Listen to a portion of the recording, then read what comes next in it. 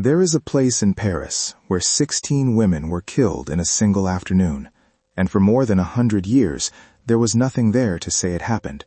No plaque, no marker, no name. The Place du Trône Renversé, the square of the overturned throne, was later renamed, the way places often are when what happened in them becomes inconvenient. Today, it is called the Place de la Nation. It is a busy roundabout. People cross it every day without knowing what the ground beneath them absorbed on July 17, 1794. 16 women, all from the same Carmelite convent in Compiègne, all killed on the same afternoon, all singing. Here is what should give you pause before we go any further into this story. The Carmelite martyrs of Compiègne are not forgotten by everyone. They are venerated in the Catholic Church, beatified in 1906, their story preserved in religious archives, and commemorated in liturgical calendars. In that world, they are remembered. But in the history of the French Revolution, in the political and secular account of what the terror actually was and what it actually did, they occupy almost no space at all. The machine that killed them has been examined, analyzed, celebrated, and defended across 2 centuries of historical writing. The specific women the machine processed on that particular afternoon are a footnote. That asymmetry is not an accident. It is the shape of the erasure. The Reign of Terror, that approximately 16-month period between September 1793 and July 1794, produced roughly 17,000 official executions by sentence and an estimated 10,000 to 40,000 additional deaths in prisons through summary executions or in the pacification campaigns in the provinces. Historians debate the numbers. What they do not debate is that the machinery existed, that it was administered, that it kept records, and that it processed human beings with the procedural regularity of a functioning state apparatus. The 16 Carmelites were among the last to be processed before the machinery consumed itself. Robespierre was arrested 9 days after their execution. The terror effectively ended. History moved on. They did not. Before we go further, if you believe that what was erased deserves to be recovered, subscribe and turn on notifications. What you are about to learn was designed to be a detail. It is not a detail. Let us start with who they were. Her name in the convent was Sister Marie of the Incarnation. In the world before she entered the Carmelites of Compiègne, she was Marie-Anne Pietcourt, born in Paris in 1715. By the time the Revolution came, she was 78 years old, the oldest of the 16. She had spent more than 5 decades inside the rhythms of Carmelite life, the hours, the silence, the seasons of prayer that structured time differently from the world outside. We know her age, we know her religious name, we know approximately what she would have looked like in July 1794, bent with age, her face carrying the particular quality of someone who has spent decades in contemplation. We know she walked to the guillotine last, according to the accounts that survived. We know she was the one who gave permission to each of the others before they mounted the steps. We do not know her voice. We do not know what she thought in the cart from the conciergerie to the Place du Trône Renversé. We do not know whether she was afraid. We can reconstruct a moment for her, because the historical record gives us enough to work with. Picture the morning of July 17th. She is in a holding cell at the conciergerie, the same prison that held Marie Antoinette. The verdict has been delivered. The timing is known. There are hours remaining. In those hours, according to witnesses, the women sang.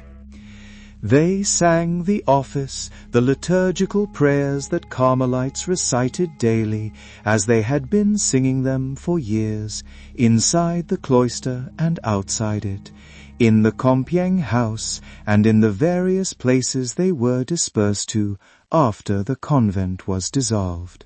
They sang because singing the office was what Carmelites did. The Revolution had not changed that. This was something the bureaucratic logic of the terror could not process. It could issue a warrant. It could transport prisoners. It could schedule an execution and carry it out on time. What it could not do was make the women behave like people who believed their condemners had the authority they claimed to have. The singing was not defiance in the theatrical sense. It was something quieter and, in some ways, more disturbing to the system that was killing them. It was indifference to the revolution's ultimate claim, that the Republic was the final arbiter of meaning, that its judgment was the judgment that mattered. They did not agree. They sang anyway. Now, pull back from that single cell and that single morning and look at the structure that produced it. The Carmelite community at Compiègne had been established in 1641. By the time the revolution arrived, it had been operating for nearly a century and a half, a stable, self-contained world of prayer, silence, and liturgical time. 52 nuns lived inside it. In 1790, the National Assembly passed legislation suppressing religious orders. The convent was officially dissolved. The sisters were expelled. Their property, the building, the furnishings, the library, the accumulated material life of 150 years was confiscated and sold. 52 women were given habits and turned out. The 16 who would eventually be executed did not leave the area. They continued to live together in small groups in Compiègne, in lay clothing, still observing the rule as best they could, still praying the hours, still meeting in secret for the Mass that was now illegal. The revolution had dissolved their institution. It had not dissolved their practice. This was the administrative problem.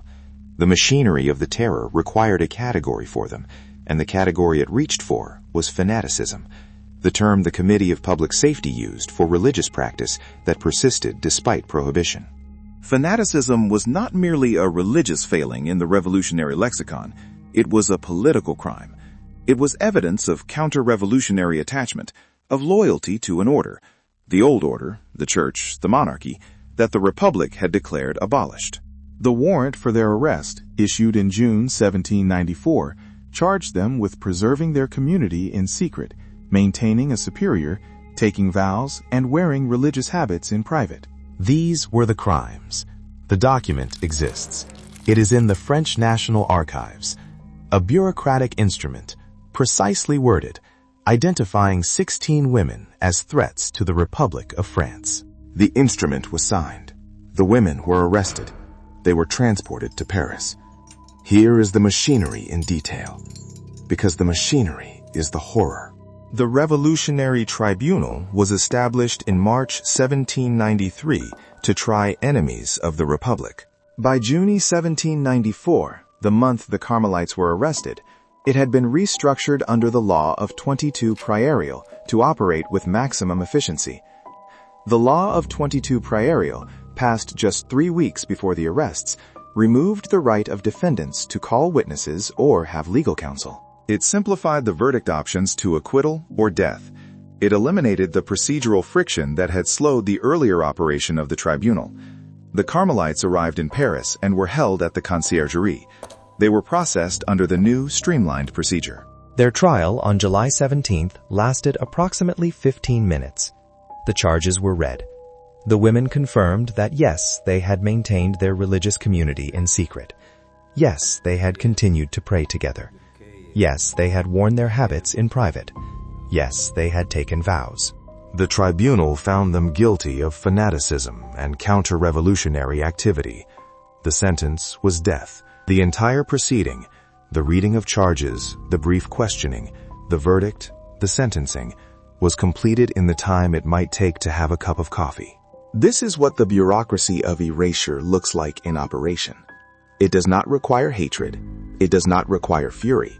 It requires paperwork, a procedure, a schedule, and enough institutional momentum to carry individuals through a process without the process ever needing to pause and register what it is doing. 15 minutes, 16 women. Death. The cart left the conciergerie in the late afternoon. The route to the Place Bicron-Renversé was approximately 3 miles through Paris. The city was accustomed to the carts by this point. The tumbrils carrying the condemned were a regular feature of Parisian street life in the summer of 1794. By July, the pace of executions had accelerated dramatically. The Place du Trône Renversé was chosen specifically because the Place de la Révolution, where the guillotine had previously operated, had become saturated. The ground itself had become an issue. Contemporary accounts describe the area around the original site as soaked, the soil dark. The machinery had outpaced its original infrastructure, so a new site was established. The guillotine was moved. The schedule continued. On July 17th, the Carmelites were not the only people executed at the Place du Trône Renversé. They were the last of a group that day. The records show approximately a dozen others were processed before them. The guillotine had been operating for some time by the time the cart with the 16 nuns arrived. What happened next is documented by witnesses. As they descended from the cart, the women began to sing the Veni Creator Spiritus, the hymn calling upon the Holy Spirit. They had discussed in prison what they would do. They had made a vow together, a vow of martyrdom offered collectively, with their superior's blessing. They had agreed on the liturgical form their death would take. Sister Constance, the youngest, was the first to mount the steps. She had been a novice, not yet fully professed as a nun when the convent was dissolved. She was in her late 20s. She was the youngest of the 16. She asked permission of the prioress, Mother Teresa of St. Augustine, Madeleine Lidowine, the elected leader of the community, before she mounted the scaffold. The prioress gave her blessing. Sister Constance sang the Laudate Dominum as she went up. Witnesses reported that the crowd that had been watching executions all afternoon, fell silent. One by one, each of the 16 asked permission of the prioress. One by one, each mounted the scaffold. One by one, the singing continued and then cut off. The prioress was last. She was not the oldest. That was Sister Marie of the Incarnation, 78, who had given her blessing to the others before receiving the prioress's own blessing in return. But by custom and by the group's own agreement, the superior went last. She remained at the foot of the scaffold, giving her blessing to each of the 15 before her, sustaining the liturgical form they had chosen, until she was the only one left. There are no recordings, there are no photographs, there are witnesses, accounts written afterward, some eyewitness, some reconstructed from hearsay. The accounts agree on the essential facts: the singing, the individual assent, the request for permission, the continuing voices until each was silenced. They agree that the crowd was silent. They agree that the singing continued until the very end. Now zoom out again and hold the scale of what you have just witnessed against the machinery that produced it. The summer of 1794 was the peak of the Great Terror. Between June 10th and July 27th, the date of Robespierre's arrest, approximately 1,400 people were executed in Paris alone. In the provinces, the numbers were even higher. The Committee of Public Safety, operating through the Revolutionary Tribunal and the representatives on mission sent to the regions, created a national system for processing threats to the Republic. The system had a committee structure, a judicial arm, a prosecutorial function, a transportation infrastructure, and an execution apparatus. It generated paperwork at every stage. Warrants, indictments, transcripts, death certificates, property inventories. The archives of the terror are voluminous. The system recorded itself meticulously. The 16 Carmelites are in those archives. Their warrant, their indictment, their trial record, 15 minutes, preserved in the official record of the Revolutionary Tribunal. Their death certificates, issued on July 17, 1794, list cause of death as execution by guillotine. 16 death certificates, 16 entries in the ledger of the terror. The system that produced them was not particularly concerned with the fact that they were religious women. They were a category, fanatics, counter-revolutionaries, and the category had a designated outcome. The women themselves were largely incidental to the procedural logic. Another group of 16 would have moved through the same machinery in the same way and produced the same paperwork. That is the horror. Not that the system hated them.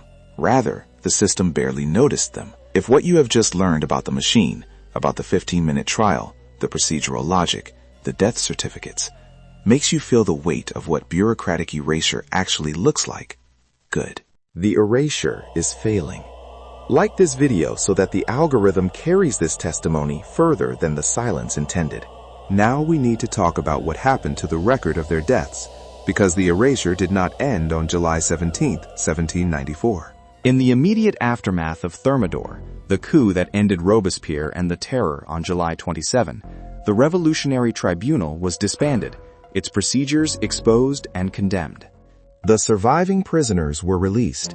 The pace of execution stopped. France began the process of recovering from what it had done.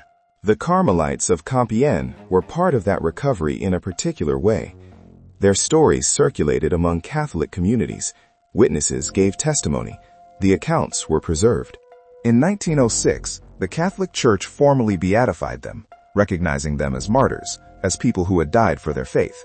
It is a formal ecclesiastical recognition, and it represents a kind of official remembrance within a specific institutional framework. But outside that framework, the recovery was incomplete. For the secular historical record, for the political and cultural memory that the French Republic built of the Revolution, the Carmelites did not fit comfortably. They were not the Terror's most prominent victims. They were not aristocrats or political figures whose deaths could anchor a narrative of political tragedy. They were 16 women whose crime was, in the Republic's own terms, religious persistence. Foregrounding their story required foregrounding the fact that the revolution had criminalized prayer. That was an uncomfortable fact, so the history was written around them. The Terror was analyzed as a political phenomenon, its excesses explained through the lens of war emergency, factional conflict, and ideological radicalism. The specific individuals it processed, the category of the fanatical religious, the women whose convents had been dissolved and who continued to practice in secret, received less sustained attention. The Place du Trône Renversé was renamed the Place de la Nation. The ground was repaved. The neighborhood changed. The site where 1,306 people were executed in the summer of 1794, more than at any other location in Paris, was not marked with anything until 1899, when a small commemorative stone was placed, primarily through the efforts of Catholic organizations. For over a century, the most active execution site of the Terror was an unmarked roundabout. This is what absence looks like in physical form. You can visit it today. There is a bronze group sculpture, The Triumph of the Republic, a late 19th century work, in the center of the Place de la Nation. It commemorates the Republic. It does not commemorate the people killed there for being insufficiently Republican. The absence is still there. It is just decorated now. And there is something else the historical record has taken time to process clearly. What the 16 women's collective decision actually represented as an act of agency in the face of a system designed to strip agency entirely. The vow of martyrdom they took together in prison was not a passive acceptance of victimhood. It was a decision.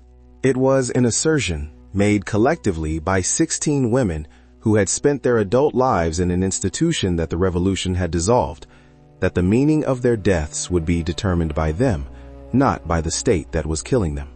The state had the warrant, the tribunal, the cart, the guillotine. It had the procedural authority and the physical mechanism. It did not have the final word on what their deaths meant. That is what the singing was. It was not a performance. It was not theater. It was the enactment of a decision they had made together about who held authority over the meaning of their lives and deaths. The state said, "You are counter-revolutionary fanatics, enemies of the Republic, a threat to the rational order we are building." The women said, "Through the Veni Creator and the Laudate Dominum and the Salve Regina, we are Carmelites, and we are praying the hours, and the hours are what we do." The crowd fell silent because it recognized, in whatever inarticulate way crowds recognize things, that it was watching something the system had not accounted for. The system had no category for this. Now let us account for what survived. In 2001, genetic analysis of remains associated with the Carmelite community at Compiègne provided some confirmation of the historical record, though the forensic picture remains incomplete. The primary surviving evidence is documentary and testimonial. The trial record, the death certificates, the accounts of witnesses, and the ecclesiastical documentation that led to the beatification. But there is another kind of surviving evidence that is less often cited: the opera. In 1957, Francis Poulenc premiered Dialogues of the Carmelites, a full-length opera based directly on the story of the Compiègne martyrs. It had its premiere at La Scala in Milan, and within a year, it was performed at the Paris Opera. It has since become one of the most performed operas of the 20th century. Consider what this means as evidence of persistence. The voices of the 16 women were silenced in 15 minutes at the Place du Trône renversé on July 17, 1794. 163 years later, an opera premiered in which those voices, reconstructed, imagined, given dramatic form, were heard in the world's great concert halls. The work is performed to this day. Audiences in Paris, London, New York, Tokyo sit in silence and listen to 16 women sing toward their deaths. The silence of the Place de la Nation is not total. It was never total. Something always survives. The particular something that survived the Carmelite martyrs is the testimony of the crowd. That moment of stillness in the middle of the most violent summer Paris had ever seen, when 16 women singing made a crowd of Parisians, accustomed to watching executions, fall silent. That silence is not in the official record of the Revolutionary Tribunal. The death certificates do not note it. The Committee of Public Safety did not record it. But it is in the witness accounts. It is in the oral tradition that fed the ecclesiastical documentation. It is in the libretto of Poulenc's opera, where the final scene, the 16 women mounting the scaffold one by one, singing, ends with the crowd's silence as the prioress is the last to die. The crowd's silence is the surviving trace. It means that even those who watched what the system did could not remain indifferent to what the women did in response. The system could not account for that either. And now we reach the part of this story that has no comfortable resolution, because there is none. The men who signed the warrant for the Carmelites' arrest were processed by the Thermidorian reaction. Some were executed, others escaped into obscurity. The Committee of Public Safety that had overseen the machinery of the terror was disbanded. Robespierre died on the guillotine that his administrative innovations had made more efficient. The Revolutionary Tribunal was abolished. Justice, of a kind, came for the system, but not for the 16. No one was ever tried specifically for the execution of the Carmelites of Compiègne. The proceedings of the terror were condemned collectively, but the specific trial, 15 minutes, no witnesses, no counsel, a verdict that was always going to be death, was not revisited. No one was held accountable for the specific warrant, the specific indictment, the specific execution. The official French state did not formally acknowledge the execution of the Carmelites as a historical injustice until the beatification in 1906 created pressure for some recognition. Even then, the acknowledgement came from the Church, not from the Republic. The Republic has never issued a formal apology or recognition. The site is still a roundabout. The triumph of the Republic still stands at its center. No justice was served. No specific reckoning was made for 16 women who were killed in 15 minutes for praying in private. But you now know. And here is what your knowing means, because it is not nothing. The erasure of the Carmelites of Compiègne was not total. Their story survived in the Catholic tradition, and Poulenc's opera carried it into the secular world.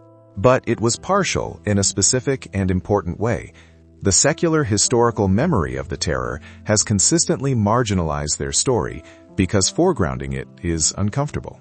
It requires saying clearly that the revolution criminalized prayer, that the machinery of progress processed 16 singing women with bureaucratic efficiency and killed them in 15 minutes, and that no one was ever specifically accountable for that. The erasure of that specific discomfort is still operating. You have now seen through it. The crowd at the Place du Trône renversé fell silent in July 1794 because they witnessed something they could not process within the categories the system had given them. You have now witnessed the same thing, 232 years later, through a different medium. The prioress is still giving her blessing. The youngest still goes first. The singing still continues until the last voice is cut off. And the crowd, you, is still falling silent, No justice was served, no monument was built where it should have been. But you are the testimony that the silence was never complete. Subscribe. Share this with someone who doesn't know this story. Drop a comment. What does it mean to you that a crowd of Parisians, accustomed to watching executions, fell silent for 16 singing women? What other erasers do you suspect the official history of progress is still hiding? The silence is not total. It never was. Sister Marie of the Incarnation, 78 years old, the last to give her blessing and the last to receive it, walked up those steps singing in July 1794. The official record says, executed for fanaticism. The crowd's silence says something else. We are still hearing it.